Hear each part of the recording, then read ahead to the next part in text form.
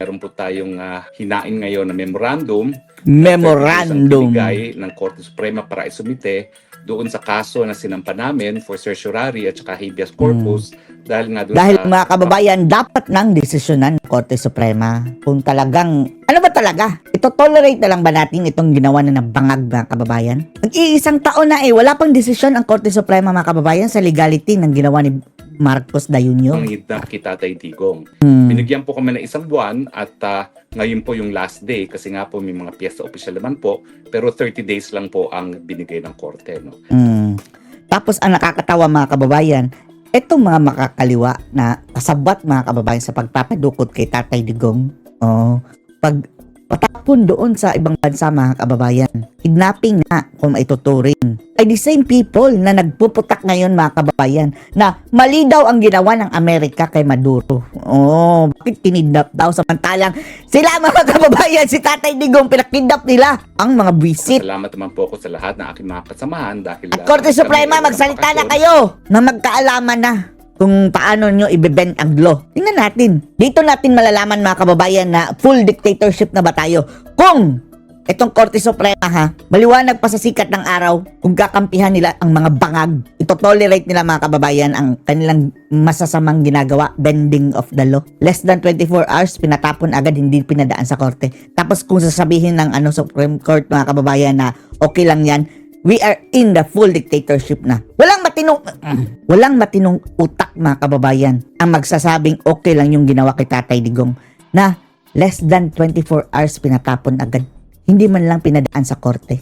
Hindi man lang pina-verify mga kababayan kung tama ba yung warrant of arrest, siya ba talaga yun. Pandudukot yun mga kababayan. Sponsored by the Philippine government. At talaga naman pong itinapos itong memorandum on time dahil importante naman po na kahit anong mangyari sa ICC, magkaroon ng desisyon ng ating Korte Suprema. Magagamit yan ni Tatay Digong sa ICC mga kababayan. Ay labag sa ating saligang batas at labag sa ating mga batas. No? So in any case, hindi ko naman po sasabihin na ang posisyon namin ay tama at hindi rin po ako maghuhula kung paano magdedesisyon ng Korte Suprema. Ewan na natin ito common sense will tell you na mali talaga ang ginawa ni Bangag mga kababayan. Kapag sasabihin ng Korte Suprema na tama yung ginawa ni Bangag, mas magaling pa tayo sa Korte Suprema. Ang taong bayan, mas nag-iisip pa. Tandaan nyo yan mga huwes sa Supreme Court. Once na magpa-control kayo kay Bangag, full-blown dictatorship na tayo. Goodbye Philippines na mga kababayan talaga kapag nagkaganon. Kwento ko lang po sa inyo, actually itong petition na hinain namin, nagawa na po yung draft na yan Disyembre pa of 2023. Sa totoo lang po, yan ay alinsunod sa naging request sa akin ni Nag-ready na sila Tatay Digong petition anticipating na kung hihingi nga ng kooperasyon ang gobyerno ni Bangag ay dudurog sa Korte Suprema. Pinirepare na ni Roque mga kababayan. Kaya there's no reason na pagdudahan natin si Atty. Roque dahil 2023 mga kababayan, 2024 siya na ang abogado ni Tatay Digong tungkol dito sa ICC mga kababayan in case na umabot tayo sa puntong aarestuhin na siya ng ICC. Kaya nga siya isa sa unang tinumba mga kababayan dahil siya ang abogado. Di ba wala siya dito nung mga kababayan? Tinuli si Tatay Digong dahil ginipit siya ni Bangag. Kaya walang duda mga kababayan kung nagtitiwala si Tatay Digong kay Atty. Harry Roque. Sino ba naman tayo para hindi? Ang naging problema lang po dyan, nawala nga ako sa Pilipinas mula noong Setyembre ng 2024 at nung kinipat si Tatay Digong sa Marso, wala po ako sa Pilipinas. No? So hindi ko masyado naasikaso yung pagpapapirma nitong petisyon nito bagamat matagal nang gawa. At saka hindi po namin ma-file yung petisyon na gawa na as of December of 2023 kasi yun po ay certiorari lamang. Kasi inaasahan hindi namin, habeas corpus. susunod naman po sa proseso ang administrasyon ni Bangag at dudulog muna sa lokal na hukuman. Hindi sumunod sa dahig ang Tatay Digong. Hindi sumunod. So hindi namin inaasahan na aarestuhin na talaga si Tatay Digong at isasakay sa eroplano. Walang due process mga kababayan. Karoon lang po kami ng konting lag habang nasa Villamor at miski wala ako sa Pilipinas ay inamendahan po namin yung petisyon dahil alam ko na dahil hindi na pinalalabas si Tatay Digong ng Villamor ng mga panahon na yon na ang dapat na remedyo ay habeas corpus na kasi arestado na si Tatay Digong. Nagkaroon kami ng mahabang debate sa aking mga kasama sa law office kung anong petisyon ang ihahain namin. In the end, nanaig naman yung pananaw ko na dapat ihain natin kaparehong habeas corpus dahil arestado na nga si Tatay Digong at saka certiorari kasi ang pinangangambahan namin kung wala na sa Pilipinas si Tatay Digong, baka masabi ng hukuman na wala ng jurisdiction na kapag habeas corpus lang. Bakit walang jurisdiction ang Korte Suprema, mga kababayan, na Filipino citizen man siya, si Tatay Digong? Ang ifa-file dahil kapag wala na doon yung tao, paano pang gagawin? Eto ang nito, mga kababayan, wag nyo lang sabihin na moot an academic, Korte Suprema. Dahil halata na kayo masyadong kayo kung sasabihin yung moot an academic. No? So ang sinampa nga po namin ay habeas corpus at saka certiorari. So sa lahat pong mga nakabinbin na petisyon sa korte, kami lang po yung pinagsama namin yung remedyo ng habeas corpus at saka ang certiorari. Now, ang buong akala ko po, mapipirmahan ni Tatay Digong yung affidavit of Hindi pinapasok affidavit of non-photoshopping. Kaya nga lang po, wala ako sa Pilipinas sa mga panahon na yon. Yung aking messenger ay nagpunta doon sa Villamor, hindi naman makapasok, no? Dahil nga hindi nila pinapapasok ng mga tao, dala-dala po niya yung form. Mga abogado, mga kababayan, hindi pinapapasok. I-append doon sa petisyon. Ang una po sana na petitioner dyan ay si VP Sara mismo na nagpunta ng diretsyo sa Supreme Court para mag-file ng kaso, no? Hindi na nga po umabot kasi nung panahon na yon mga 4:50 nagsarado ng Supreme Court. Kaya na-file na namin po yan kinabukasan kung saan wala na po si Tatay Digong. Pero dahil grabe, no? naman ako na aming sinampa ay hindi lamang certiorari na kinu-question yung mga acts committed with grave abuse of discretion amounting to lack of or in excess of jurisdiction at habeas corpus na madidesisyonin pa rin yung kaso. At sa tingin ko naman po, sana po, dahil pinasumiti naman kami ng memorandum, baka naman po bigyan ng desisyon ng Korte Suprema, bagamat yan po ay bagay na tanging Korte Suprema lamang po ang makapagsasabi kung magbibigay sila ng desisyon on the merits. Now, yung kautusan po ng Korte Suprema ay humingi sila ng memorandum sa amin doon sa ilang mga issue na importante, no?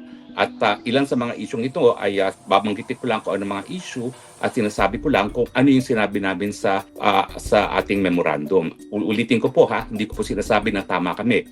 Ang sinasabi ko lang ano yung nasa loob, napaloob doon sa memorandum. Sa tingin natin, mayroong tama itong ginawa ni Roque, mga kababayan, na questionin. Dahil mali naman talaga yung ginawa kay Tatay Digong na hinain namin today sa Korte Suprema, no? Now, ang naging kliyente ko po dito, dahil hindi na nga po napirmahan ni VP Sara, dahil hindi na umabot, ay si Congressman Pulong Duterte, no? So, ang naging kliyente ko po rito ay si Congressman Pulong Duterte. Now, ano po yung mga issue dito? Ang pinakapangunahing issue ay moot and academic na veto, no? At ang sinabi po namin ay hindi siya moot and academic dahil in the first place... Oo nga, baka yan ang gagamitin ng Korte Suprema to be safe sila, mga kababayan. Takot sila kay Bangag siguro Kung gagamitin nyo yan, Korte Suprema, isa lang ibig sabihin. Kutulado na kayo ng agva. Nakakulong po rin si Tatay Digong. Kinakailangan mag-decision pa rin ng Korte Suprema kung legal ba o illegal kakulong ni Tatay Digong sa dahig. At saka yung pamamaraan kung paano siya napadala sa dahig, no? Yan talaga. Ano pa sinabi namin dyan? Sinabi nga namin na talagang tinanong din naman ng Korte Suprema, meron ba bang jurisdiction ng ICC rito? Ang sabi namin, wala na. Kasi malinaw na malinaw, gaya nung sinabi ng dalawang dissenting judges sa ICC mismo, nung nauna nang nagkaroon ng desisyon ang ICC sa issue ng jurisdiction, na dahil ang pagiging miyembro sa ICC ay voluntaryo, may karapatan din ang mga bansa na bumitiw. At pag sila ay bumitiw, hindi lang po pwede na ura-urada ay sila bibitiw at wala ng obligasyon na makipagtulungan. Binigyan ng Rome Statute ang mga bansang bumitiw at ang prosecution, ang hukuman mismo, ng 1 taon matapos mag-deposito ng instrument of ratification para aktuhan ang kung anumang kaso na ihahain sa korte mismo ng prosecution. At sinabi nga namin na dahil nga po 2 taon na bago nagsimula at humingi ng abiso ang prosecution para wala nang jurisdiction, preliminary investigation, hindi na po pwedeng magtuloy ang kaso dahil ng panahon na yon hindi na miyembro ng ICC ang Pilipinas. Now, at sinabi rin namin na in other words, dahil hindi na nga po tayo partido dyan sa ICC na yan, lahat ng cooperation na ginawa ng Marcos administration ay labag sa ating saligang batas dahil ang ating saligang batas ay nagsasabi na tanging mga lokal na hukuman, tanging mga lokal na mga piskal at tanging mga lokal na mga kapulisan ang pwede mag-imbestiga, maglitis at magsentensya ng mga kaso na nagaganap dito sa ating bayan. Sabi nga namin na dahil meron na tayong IHL law, talagang ang primary jurisdiction para sa mga kaso na crimes against humanity ay domestic court, ang Korteng Pilipinas. No? At ang ICC ay gagana lamang kapag ang mga lokal na hukuman ay hindi gumagana. No?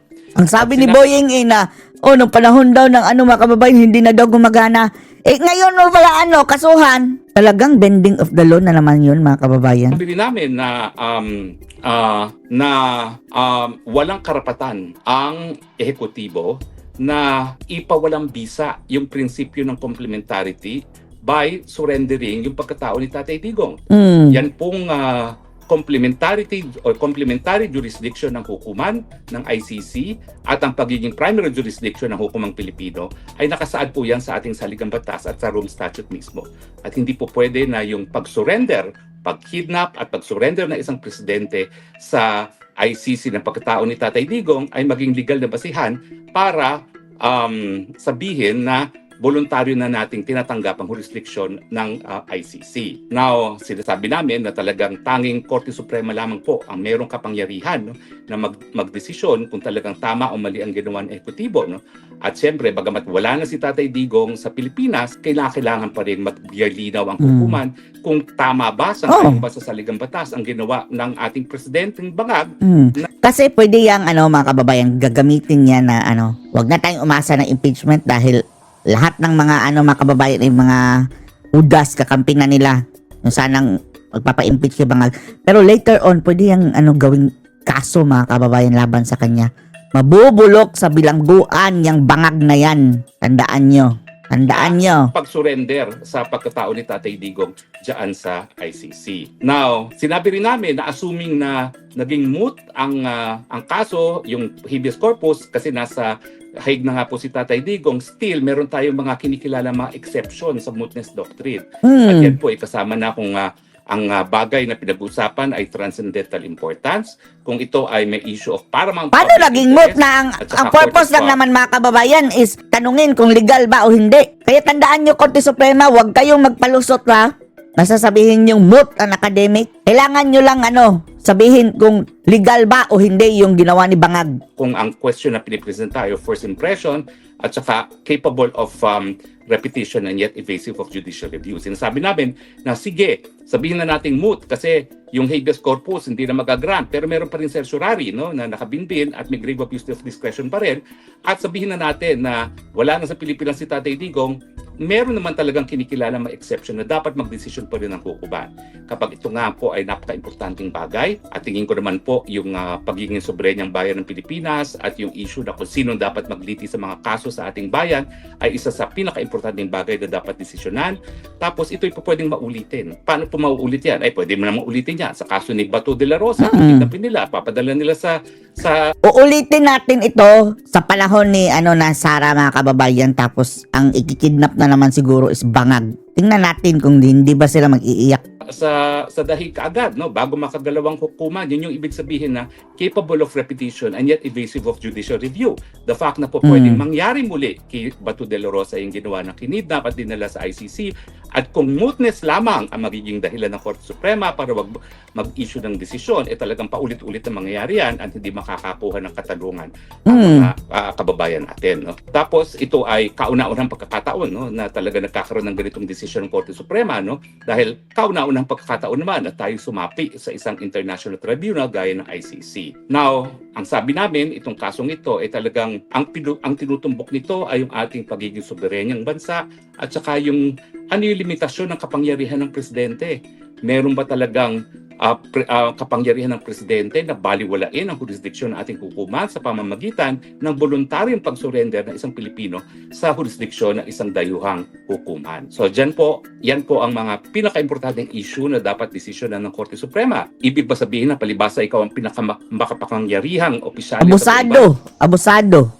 Po pwede mo nang baliwalain ang ating judikatura at saka yung ating saligang batas na nagsasabi na ang judicial power na nagsasabi ng Supreme Court at mga batas Bangag o ng Kongreso. Well, hindi ko po pwedeng paghimasukan kung paano magdedesisyon ng ating Korte Suprema, pero Tatay Digong, alam ko hindi mo ako nakikita, at least alam mo na talaga namang pong parang hindi tayo nagkaroon ng bakasyon itong Pasko nito dahil Wala kailangan tapusin itong memorandum na ito. Pasko mga kababayan na ano? Hindi man kita masamahan, Hindi masyadong masaya ang ating Pasko mga kababayan. Nalaalala natin si Tatay Digong.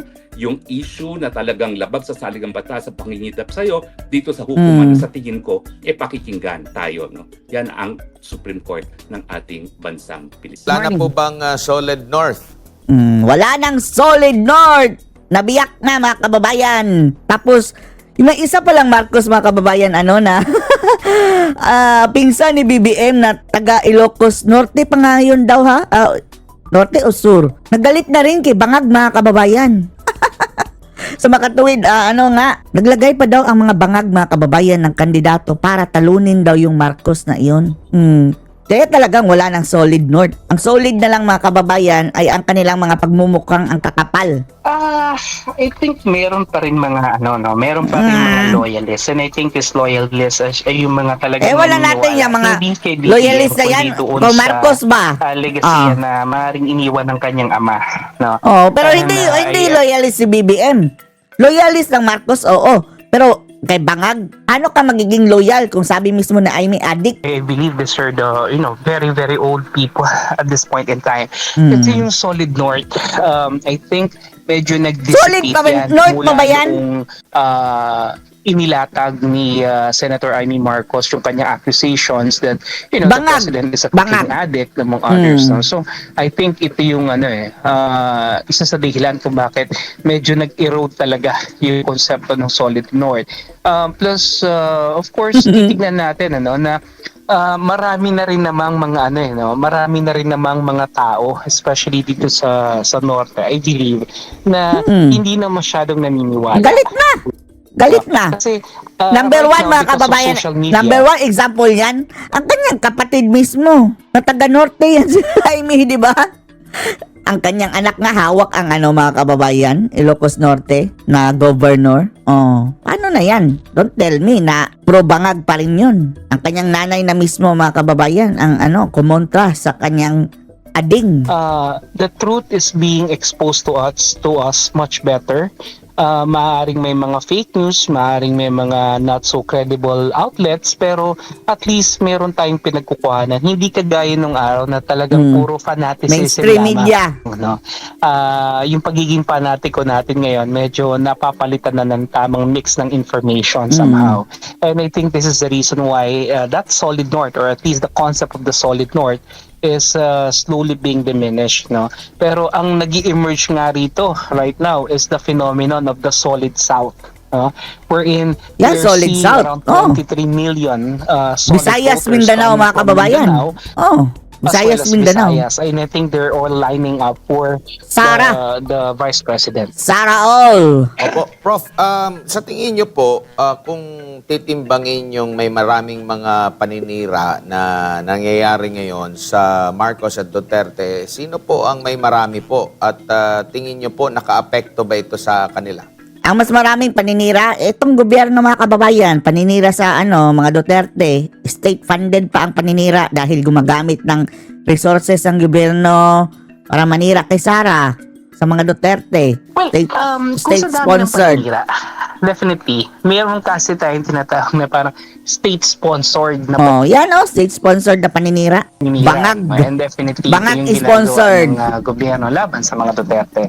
Pero ang mahalaga natin kasing makita rito is kung yung narrative pa, tinatanggap ng mga tao. Kasi ultimately, at the end of the day, it's the people who will decide whether or not the government really is doing something, or whether or not what they're telling against the Dutertes is real and factual. And dito nga, nakikita natin, kahit naman sa social media, kahit siguro gumawa lang tayo ng mga informal surveys, makikita natin that they are not in agreement with the narrative being given to us by Malacanang, precisely because Wala nag-a-agree lives of the people Ay, si Chucky. Oh, kasi si Claire Castro nandun sinungaling. being Si Chucky. are being sabihin na natin compromised here, kasi the issue of the flood control is directly correlated with survival. At kung ito ay ninakaw mo, para mo na rin ninakawan yung taong bayan ng kanilang Talaga. karapatang mabuhay. Oh. Not to mention Parang pinatay na. this Pinatay issue na. of flood control is also correlated with the systemic corruption that is happening. Syempre mas lalo nakakagalit ito, no? At mas lalo nakakagalit kung meron tayong isang pangulo na mas Bangag. pipiliing protektahan yung kanyang mga Bangag. kaalyado kesa manindigan para doon sa katotohanan at ipaglaban yung taong bayan. Kaya Bangag. ito yung hindi natin na hindi maintindihan ng marami sa ating kababayan, no? So I think between state-sponsored na mga paninira, no, being created by the government, at yung perception ng taong bayan doon sa narrative, no, I think mas mabigat pa rin yung nangyayari at yung appraisal Nangyayari. ng mga tao doon sa ginagawa ng gobyerno o doon sa hindi ginagawa ng pamahalaan. Opo, and natanong ko rin yun dahil nga po si Vice President Sara Duterte talagang halos buwan-buwan merong mga ginagawang mga issue. Ngayon mga kababayan, ang sabi na yung ano daw ni Madriaga, testimonya, gagamitin na daw nila mga kababayan para sa impeachment. Tingnan nyo. Hindi kaya ay mga paninira laban sa kanya. Pero Grabe talaga lahat na nagsimula lang ito mga ng- kababayan, lahat na lang. Nagkahiwalay na ang unit team since 2023 Unitain. pa ata. Pero hanggang sa Buisit na unit kasalukuyan team. po, kung pagbabatayan po natin ang mga Bangag. survey, nananatili pong siya ang mataas po, Prof, no? Ang dami pa nitong mga paninira. Saan kaya humugot ng Kapal lang mukha, bangag. magandang puntos ang Vice President po, Professor, sa kabila po nitong mga aligasyon laban po sa kanya? Well, basically, no, because I think number one, yung mga allegations sa kanya kasi were already decided upon by the COA a long time ago.